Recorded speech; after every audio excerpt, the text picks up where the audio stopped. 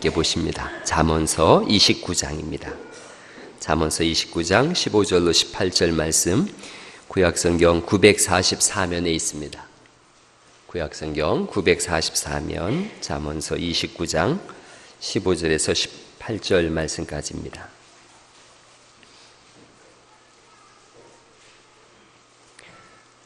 저하고 한 절씩 교독하십니다. 채찍과 꾸지람이 지혜를 주거늘 임의로 행하게 버려둔 자식은 어미를 욕되게 하느니라.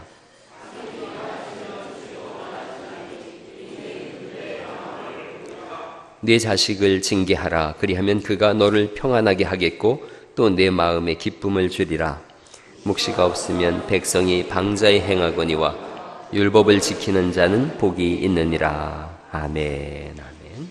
오늘 우리가 읽은 말씀에 29장 38절을 다시 보시겠어요? 29장 18절을 다시 보시겠어요? 29장 18절 말씀을 가지고 오늘 말씀을 좀 증거하려고 합니다. 다시 한번 읽어보시죠. 함께 읽죠. 시작. 묵시가 없으면 백성이 방자히 행하거니와 율법을 지키는 자는 복이 있느니라. 아멘. 묵시가 없으면 백성이 방자히 행하거니와 그렇게 말씀하세요. 이 묵시라는 말씀을 뒷부분에서 율법을 지키는 자는이라고 말씀하고 있는 걸 보면 묵시라는 말씀과 율법이라고 하는 말씀이 일치되어지는 거죠. 그러니까 말씀이 없으면, 율법이 없으면, 하나님의 계시가 없으면 백성이 방자히 행한다. 그러나 율법을 지키는 자는 복이 있다. 이렇게 말씀하세요. 이걸 킹 제임스 버전에 보니까 KJV 영어 성경을 보니까 그렇게 써 있습니다. Where there is no vision, 비전이 없으면 the people perish, 백성이 망한다. 이렇게 돼 있어요. 비전 없는 백성은 망한다.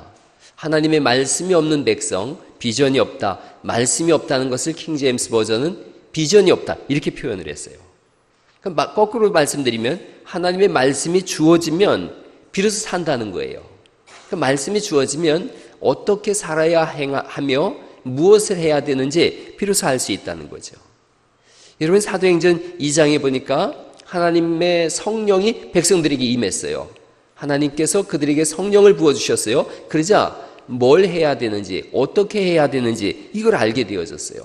한번 사도행전 2장 17절 말씀을 같이 한번 읽어보실까요? 사도행전 2장 17절 이렇게 되어 있습니다. 읽어보시죠. 시작.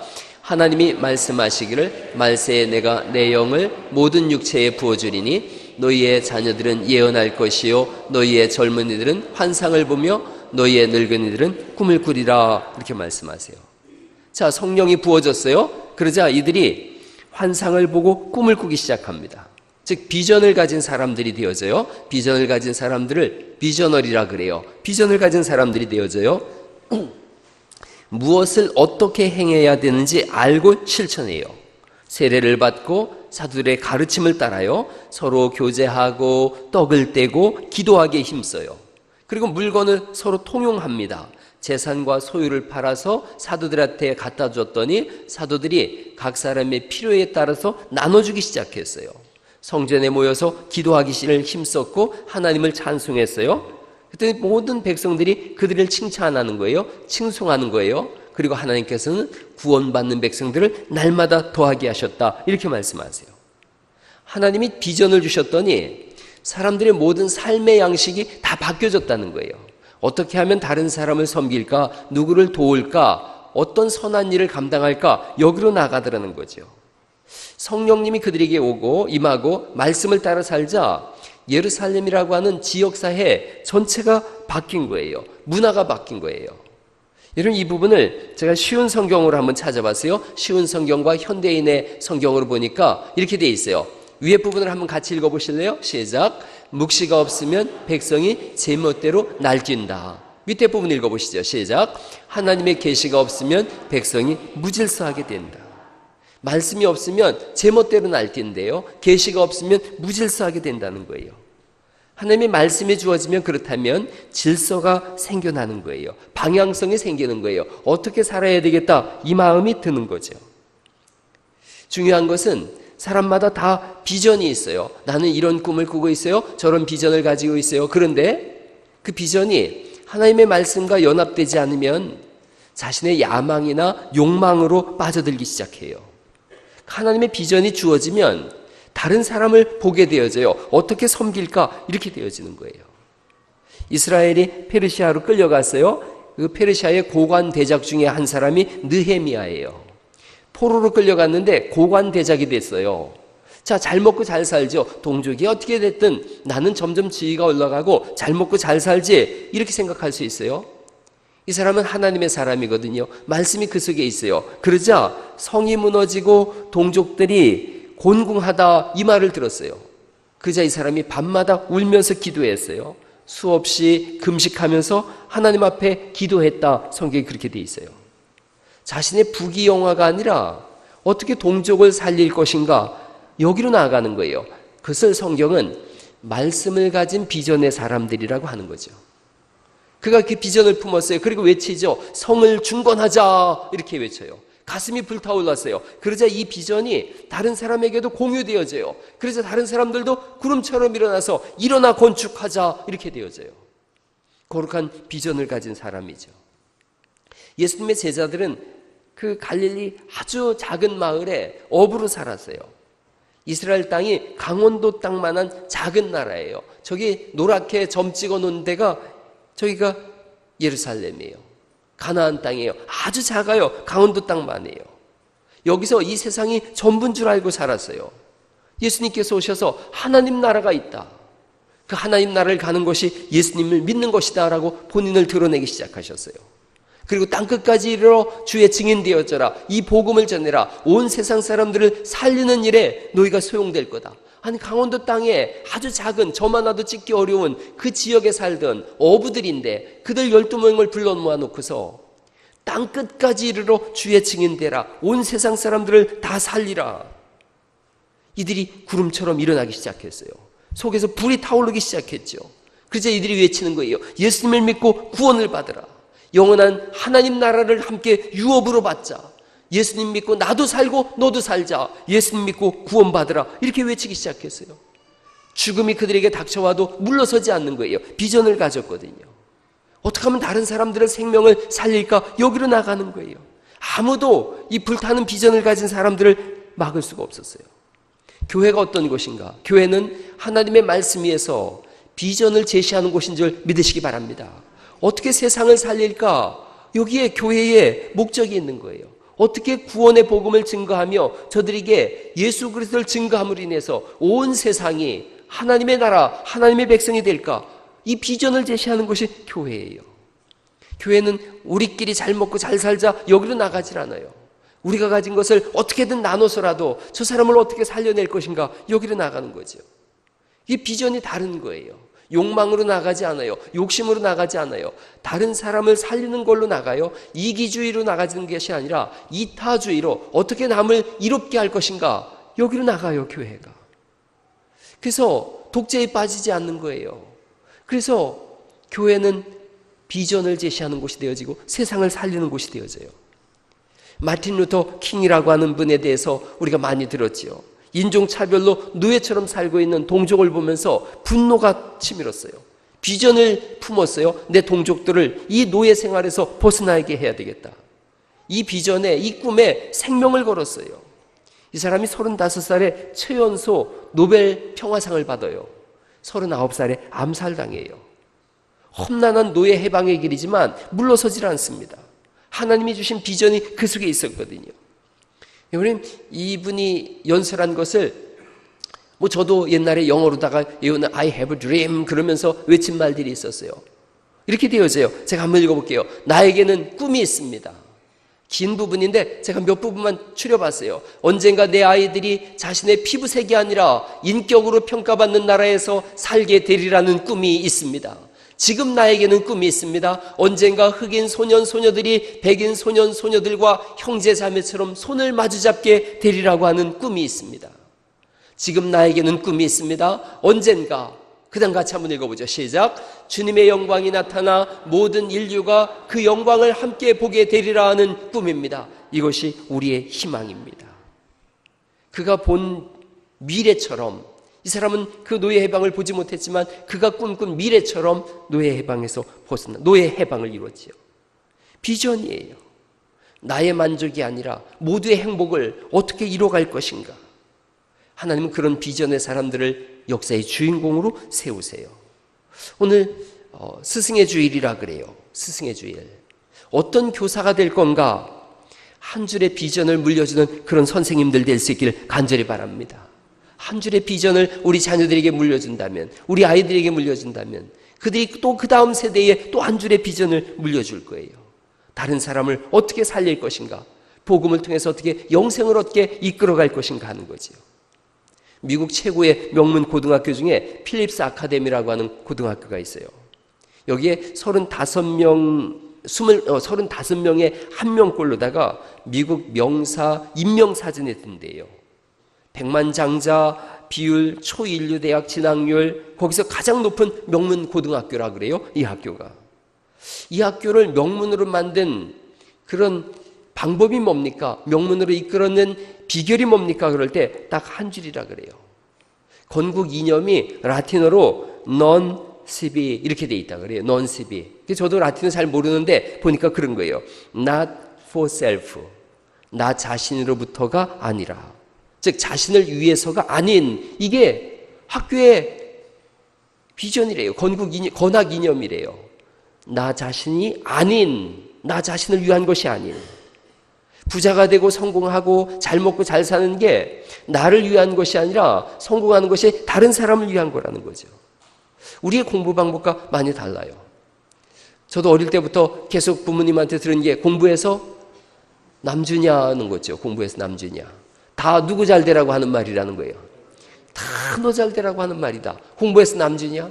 이 학교의 건학 이념이 뭐냐? 공부해서 남주라는 거예요. 남주라. 다 그들 잘하게 하기 위해서라는 거예요. 이 다른 거예요. 이 비전이 다른 거예요. 미국의 제일 부자가 빌 게이츠예요. 두 번째 부자가 워런 버핏이에요. 저 가운데 있는 여자를 빼고 양쪽에 있는 분이 빌 게이츠와 워런 버핏이에요. 두 분이 합쳐서 아프리카 난민들 돕겠다고 600억 달러를 냈어요. 600억 달러가 어느 정도냐면 우리나라 돈으로 60조 원이에요. 지금 여러분이 잘 돈 개념이 없어서 안 놀랐는데 LG하고 현대가 합쳤을 때 그 브랜드 가치가 40조밖에 안 돼요. 60조를 냈어요. 지구상의 어떤 국가나 어떤 단체도 해결하지 못한 아프리카 기아 문제를 이분 두 사람이 모여서 해결했어요. 사명과 비전을 가진 그런 사람들이 하는 일인 거예요. 여러분, CCC 총재 중에 돌아가신 분 중에 김준곤 목사님이 계세요. 한 줄의 비전을 청년들에게 남겼어요. 한번 읽어보실래요? 시작. 민족의 가슴마다 피 묻은 그리스도를 심어 이 땅에 푸르고 푸른 그리스도의 계절이 오게 하자. 이 한 줄의 비전이 캐치프레이즈예요. 이 한 줄의 비전에 대학생들이 몰려들기 시작했어요. 수많은 대학생 선교회가 생겨났고 젊은이들이 그 비전 앞에 생명을 걸었어요. 민족의 가슴마다 피 묻은 그리스도를 심어 이 땅에 푸르고 푸른 그리스도의 계절이 오게 하자. 하나님이 주신 비전이라고 여겼어요. 여러분, 이 김준근 목사님이 설교할 때 자신이 본 비전을 이렇게 얘기를 했는데 그 중에 제가 몇 줄을 좀 정리해 봤어요. 이런 거예요. 그리스도의 피 묻은 십자가가 가득한 나라. 두메마을 우물가의 여인들과 김매는 농부들의 입에서 찬송이 절로 터지는 나라. 학교 교실마다 누구의 강요도 없이 성경을 최우선 필수 과목으로 배우는 나라.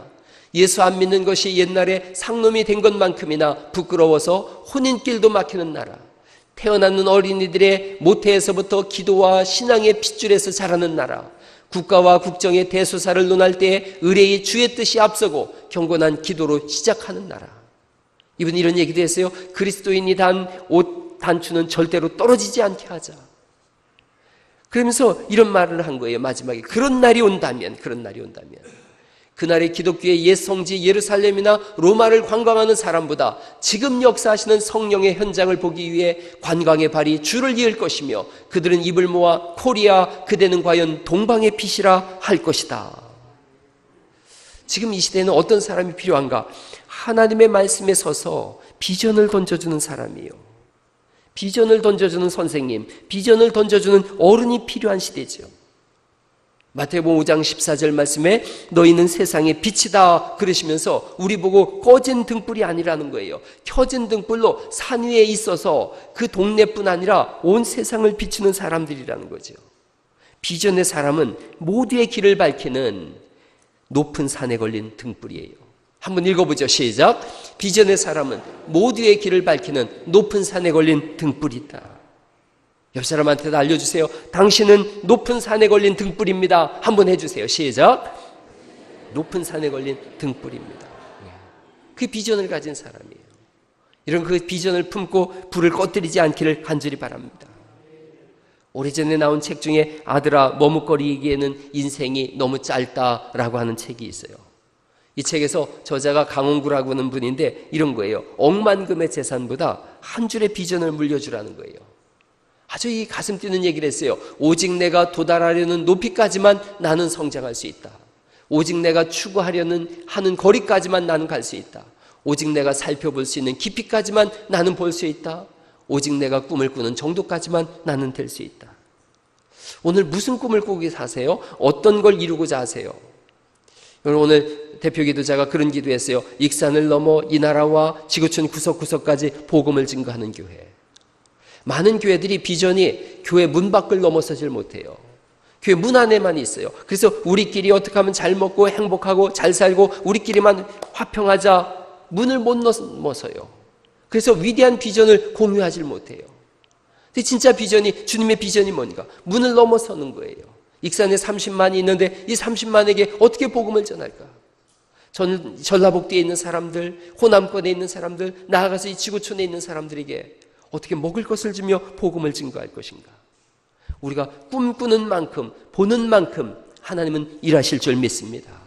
교회는 그런 비전을 품는 곳이에요. 우리 교회에 사명이 있어요. 영구한 사명이에요. 모든 교회가 가진 사명들이에요. 영혼 구원하여 제자 삼는 교회예요. 그 일을 하기 위해서 우리가 세 가지 비전을 품었어요. 위에서부터 세 줄을 한번 읽어보실까요? 시작. 먹을 것을 주는 교회, 문화를 개혁하는 교회, 인재를 양성하는 교회. 우리 교회가 가진 비전들이에요. 예수님께서 마태복음 14장에 보니까 오병이어의 기적을 말하실 때 제자들한테 말씀하셨어요. 너희가 먹을 것을 주라. 너희가 먹을 것을 주라. 예수님이 제자들에게 말씀하신 거예요. 먹을 것을 주라. 우리 교회 비전 중에 하나예요. 먹을 것을 주는 교회. 라면 음악회를 열고 무료 연탄을 주고 심장병 어린이 돕기를 해요. 전부 합쳐봐야 큰 액수가 아니에요. 큰 금액이 아니에요. 그러나 이 비전은 우리가 무엇을 해야 하며 어디로 가야 되는지에 대한 길을 밝혀주는 거예요. 경주 채부자라고 들어보셨죠? 경주 채부자 즉 가훈이 있는데 사방 백리에 굶어 죽는 사람이 없게 하라. 경주 채부자 한 가문만 있어도 사방 백리에 굶주린 사람이 없더라고요. 갈릴리 교회가 모였는데 갈릴리 교회 가족들이 모였기 때문에 익산 땅에 배고픈 사람이 없어야 될 줄 믿습니다. 익산 땅에 굶주린 사람이 있다면, 굶어 죽는 사람이 있다면 가문의 불명예인 거예요. 워런 버핏과 빌 게이츠 두 사람이 힘을 합쳤더니 가장 큰 대륙인 아프리카 대륙에 굶주린 사람들이, 굶어 죽는 사람들이 없어지기 시작했다는 거죠. 한 사람이 비전을 세웠더니 저 경주 땅에는 굶주린 사람이 없었다는 거죠. 우리가 모두 힘을 합친다면 익산을 넘어서 저 아프리카까지 배고픈 사람들에게 먹을 것을 줄 수 있는 그런 교회가 될 줄 믿습니다. 이 비전을 세워나가자는 거예요. 며칠 전에 저한테 필리핀 마닐라 지역에서 4월 22일 날 오후 5시경에 큰 지진이 일어났어요. 6.3 강진이 발생했어요. 300여 분이 산에 사는 분들인데 난민이 되어졌어요. 아이따족이라 그러더라고요. 여기 선교하는 목사님을 제가 알고 있는데 쌀을 공급하게 해달라고 저한테 문자가 왔어요. 쌀 킬로그램당 1,000원이래요. 지난번 사경회 때 우리가 구제원금 하자 그랬죠. 그래서 지난번에 당회원들 모여서 이 구제원금 중에 절반은 여기로 보내십시다. 뭐 얼마 되지 않는 돈이에요. 큰 돈은 아니에요. 그러나 보내자 그랬어요. 다들 좋다 그랬어요. 일면식도 없는 분들이에요. 한번 이 지구상에 살면서 한번 볼 수도 없는 분들이에요. 그러나 우리에게 주신 하나님의 비전이 교회를 넘어서서 저 필리핀 지역과 저 아프리카 지역에 배고픈 사람이 있다면 쌀이 얼마가 됐든 보내라고 하는 것은 우리에게 주신 하나님의 사명인 줄 믿습니다. 먹을 것을 주는 것, 자꾸 확대해 나가는 거예요. 인재를 양성하는 교회예요. 인재를 양성하는 교회. 사도행전 11장에 보니까 바울과 바나바가 안디옥 땅에 가서 말씀을 가르쳤더니 거기서부터 비로소 그리스도인이라고 하는 그런 별명이 붙였어요. 큰 무리를 가르쳤다. 사람을 길러내는 거예요. 우리 교회 화요일날 성경대학을 하고 있어요. 제가 성경대학을 하는데 꿈속에 그런 꿈을 꾸고 있어요. 그런 비전을 품고 있어요. 어른들만 와서 하는 것이 아니라 우리 어린 학생들이 성경대학에 동참하는 교회. 초등학생, 초등학생, 중학생, 고등학생들도 성경대학에 와서 어른들과 함께 말씀을 나누고 공부하는 교회. 이런 그런 거 생각해 보셨어요? 학원을 보내는 일에는 전심을 다하고 있지만 교회 성경대학을 보낼 생각을 해보셨습니까? 한 번도 생각해 보신 적이 없다면 오늘 한번 생각해 보세요. 성경대학을 가을 학기에 또 시작할 텐데 여러분의 자녀들을 보내세요. 아니 같이 오세요. 같이 와서 함께 성경을 나누고 토론하고 배우는 교회. 히브리인들 중에 교육 중에 히브루타 교육법이라고 있어요. 이게 친구 교육법이라는 거예요. 이 교육법을 통해서 30% 이상 되는 사람들이 노벨상을 받았다 그래요. 여러분이 하브루타 교육법이라 그래요. 이게 뭐냐? 토론하는 거예요. 하브루타라는 말이 친구란 뜻이에요. 모여서 서로 토론하는 거예요. 저게 하브루타 교육의 현장이에요. 다 답을 가르쳐 주는 게 아니에요. 저렇게 써놓고 어떻게 답을 찾아갈 건지 토론하라는 거예요. 교우와 토론하고 논쟁하고 협의를 거쳐서 새로운 시각과 해결법을 창출하는 거예요. 저게 이스라엘의 도서관이에요. 세계에서 제일 시끄러운 도서관이 어디냐? 이스라엘 도서관이에요. 여러분 우리나라 도서관이 어떻게 되어 있는지 아세요? 이 다음 사진을 보시면은 철저히 칸막이로 되어 있어요. 누군가가 떠들면 아주 눈총을 받지요. 저들은 토론해요. 아이들이 무교병을 집에 가져와 가지고 오늘 이 무교병을 먹으면서 출애굽에 대해서 배웠다고. 저녁마다 아이들이 묻고 답하는 하브루타 교육법을 통해서 미래를 함께 논할 수 있다면 여러분들의 자녀들이 교회에 와서 저와 목사와 성경을 논하고 궁금한 것들을 듣고 대답하고 너는 어떻게 생각하느냐고 묻고 한다면 하나님은 그들을 통해서 다음 세대를 이뤄가실 줄 믿습니다. 교회가 하는 일이 뭔가? 사람을 길러내는 거예요. 교회 자산이 뭐냐? 건물이 아니에요. 교회 자산이 땅이 아니에요. 교회 자산은 여러분과 여러분의 자녀들인 줄 믿습니다. 그래서 교회는 온 힘을 다해서 자녀 교육에 투자하는 거예요. 아이들 교육에 모든 자원을 다 쏟아부어야 되는 거예요. 그래야 다음 세대가 살아나는 거죠. 전에 제가 그런 설교했어요. 우리나라의 청년들이 복음화율이 2.3%라고. 2.3%는 미전도 종족을 향해서 복음을 증거할 때 그들이 2.3%예요. 우리나라 청년들이 미전도 종족이 된 거예요. 이렇게 한 세대가 지나가면 한 세대 뒤에는 우리나라의 복음화율이 2.3%라는 얘기예요. 미전도 종족이 되어지는 거예요. 왜 그렇게 되어졌는가? 교회가 다음 세대를 눈여겨보지 않은 거예요. 다음 세대에 대한 교육을 놓쳐버린 거예요. 옛날에는 교회 여러분 왜 갔는지 아세요? 교회가 제일 재미있었거든요. 교회 가면 노래도 가르쳐주고 또 연극도 하고 교회가 어쨌든 문화적으로 제일 재미있었어요. 제일 좋았어요. 지금은 교회가 제일 낙후되어져 있어요. 교회 교육이 어찌 보면 한심한 수준까지 내려가 있어요. 그러니까 아이들이 안 오는 거예요. 부모들도 아유 그렇게 뭐 교회 보내봐야 별다른 게 없어 이렇게 생각되어지는 거예요. 교회는 차별화된 교육을 하는 거예요. 세상이 줄 수 없는 교육을 하는 거예요. 여러분 우리 교회에 오늘 스승의 주일에 뭐 스승님 감사합니다, 선생님 감사합니다라는 말도 들어야 되겠지만 그러나 또 한 번 결심하는 거예요. 차별화된 교육을 하겠다. 제가 그런 말씀 드렸어요. 다음 세대, 넥스트 제너레이션이라고 그러는데 아니에요. 다음 세대가 아니라 다른 세대예요. 다른 세대. different generation이에요. 그러면 교사들도 생각해야 되는 거예요. different education. 다른 교육을 해야 된다. 다른 교육을. 세상이 줄 수 없는 교육을 하자. 끊임없이 아이들과 토론하고 논의하고 또 교사들도 공부해야 되는 거예요.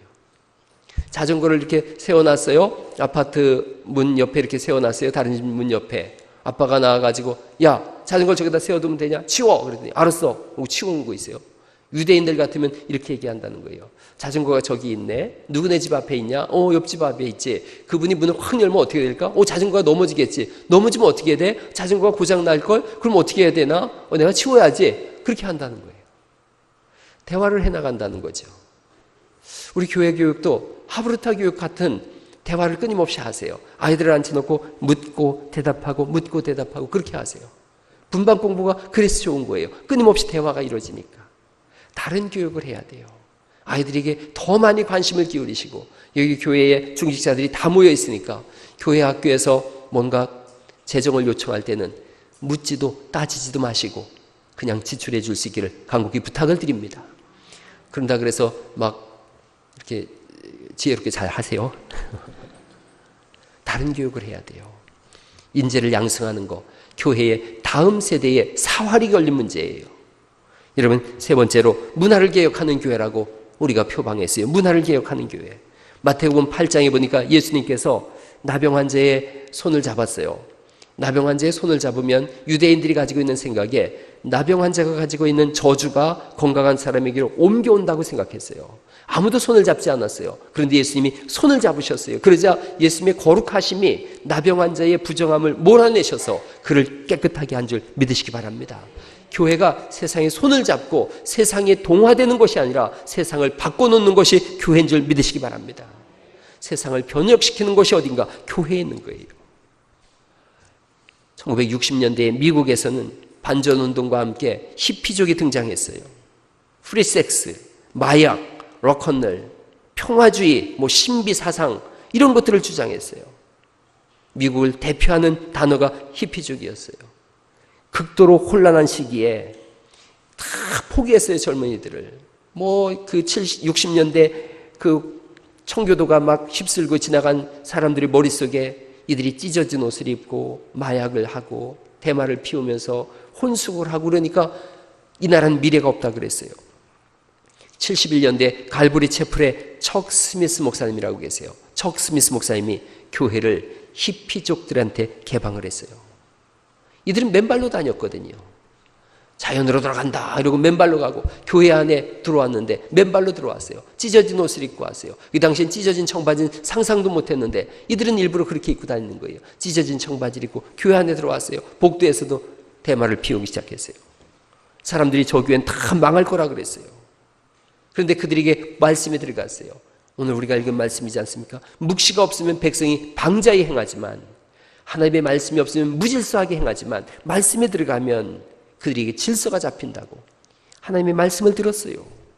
그러자 그들이 그 좋아하는 음악이 찬양으로 바뀌어지기 시작했어요.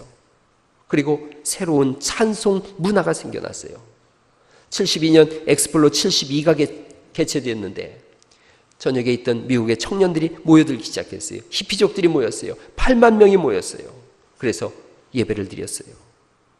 이들이 대마를 피울 때에 이렇게 불과 불을 이렇게 붙이면서 불렀던 노래가 있었어요. 작은 불꽃 하나가 큰 불을 일으키어. 이들이 이것을 다르게 해석했어요. 우리 작은 불꽃 하나하나가 함께 모여서 큰 불을 일으키어서 이 복음을 전하자. 마약을 태우자가 아니라 복음을 전하자로 바뀌어졌어요. 2020년이 다가오고 있어요. 이제 한 해 남았죠. 새로운 목회 패러다임을 시대가 요구하고 있어요. 세상도 교회를 향해서 막 악다구니를 쓰듯이 아우성을 치는 거예요. 진짜로 사람을 사랑하고 사람에게 투자하는 교회, 그런 교회를 보고 싶다. 건물이 아닌 사람, 겉모습이 아닌 영혼을 보는 그런 교회를 보고 싶다. 진짜 교회를 하나님도 보고 싶어 하시고 세상도 보고 싶어 해요. 하나님이 보고 싶어 하시는 교회, 세상이 진짜로 원하는 교회, 이런 교회를 우리가 함께 만들어가야 될 줄 믿습니다. 이것이 늘 말씀드리지만 표어로 아우성으로 그치는 것이 아니라 진행해 나가는 거지요. 가운전선 대표 중에 윤재인이라고 하는 대표가 쓴 글을 제가 한번 읽은 적이 있어요. 좋은 비전은 만드는 것으로 끝나는 것이 아니라는 거예요. 잘 만든 비전이 되기 위해서 구성원의 공감대 형성이 필수적이라는 거죠. 조직원들이 비전을 중심으로 뭉쳐서 실제적인 변화를 이끌어내야 된다는 거예요.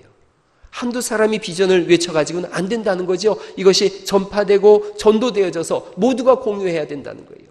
그래서 우리 교회가 어떻게 나갈 것인가? 뭔가 생기면 먹을 것을 주자. 뭔가 생기면 교육을 하자. 뭔가 생기면 문화를 바꾸는 일을 감당해 나가자. 온 교회가 함께 공유하고 있는 비전이 돼야 되는 거예요. 교회는 은행이 아니니까 돈을 쌓아둘 이유가 없는 거예요.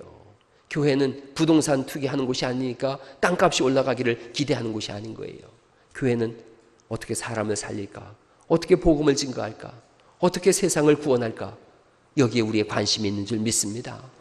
이런 것들에 대한 함의가 이루어져야 되는 거예요. 함께 뜻을 모으고 어떻게 그 일을 할까요? 끊임없이 대화하고, 그래서 온 교회가 함께 비전을 공유하는 거예요. 그리고 그 일을 끝내는 하나님이 하실 것이다, 이것을 믿고 나아가는 것인 줄 믿으시기 바랍니다. 아브라함이 이삭을 모리아산에 제물로 바치던 사건을 연극으로 하는 걸 봤어요. 마지막 장면에서 아브라함이 이삭을 제단에 올려놓습니다. 그때 아들의 나이가 27이에요. 도망가고도 남을 나이인 거죠. 아들 이삭이 부들부들 떨고 있어요. 이제 아버지가 어떻게 하실지 알고 있는 거예요. 그 아버지가 아들한테 두 가지를 묻는 거예요. 영어로 된 거예요. Do you know that I love you? 너는 내가 너를 사랑하는 줄 아느냐? 아들이 대답해요. 압니다. 얼마나 사랑하는 줄 아느냐? 당신의 목숨보다 저를 더 사랑하는 줄 알고 있습니다. 또 하나 묻는 거예요. Do you know? 너는 아느냐? The promise of God. 하나님의 약속을 너는 알고 있느냐? 하나님의 약속을 Do you believe? 너는 믿고 있느냐? 아들이 믿는다 그러는 거예요. 변함없는 약속, 반드시 이루겠다고 하는 그 위대한 은혜로운 약속을 너는 믿느냐? 저는 그 약속을 믿습니다 라고 아들이 대답해요. 그러자 여기 올라서라. 그때 제단 위에 올라서는 이삭의 얼굴이 밝아지는 거예요. 두 손을 묶으라고 내놓는 거예요. 오늘 우리가 모리아산 같은 비전의 모리아산에 올라 있는 거예요.